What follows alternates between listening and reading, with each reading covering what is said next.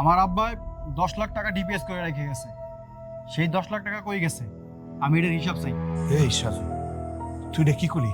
আব্বার ডিপিএস এর টাকা মানে এই টাকা তো তুই শেষ করছস। দেখো, আমি এত কিছু বুঝি না। আমার টাকা তোমার কাছে ছিল, আমি হিসাব চাই মানে চাই। তুমি ভুলে গেছো সাজু? হ্যাঁ, তুমি যখন বিদেশ গেছো, বিদেশ যাওয়ার আগে যে টাকাটা দেওয়া হয়েছিল সেই সময় আব্বার টাকা থেকে দেওয়া হয়েছে। এমনকি তুমি বিদেশ যাওয়ার পরে যে টাকা পয়সা পাঠাইছো বাড়ি করার জন্য, সেখানে সব টাকা হয় নাই, সেখানেও আব্বার টাকা দিয়ে তোমার বাড়িতে টাকা লাগানো হয়েছে। তারপরে তুমি কেমনে কও তোমার ভাই নিজে ভাঙ্গা করে থাকে, নিজের জন্য তো কিছু করে নাই? দেখো, আমি মানি যে তোমরা আমার এই বিদেশে যাওয়ানোর লেগে টাকা দিছো, আমি তো তোমাকে টাকা ফেরত দিছি না? তখন আমি এত কিছু শুনতে চাই না। তখন আমার আব্বাই যে টাকা ব্যাংকে রেখে গেছে, আমি ওই টাকার হিসাব চাই। তা না হইলে না হলে কি করবি তুই? কি করবি তুই? মারবি? তো মার, মার, আর নাই তো বাকি আছে, মার। না, জুতার মালা গলায় দিয়ে পুরা গ্রাম ঘুরাম।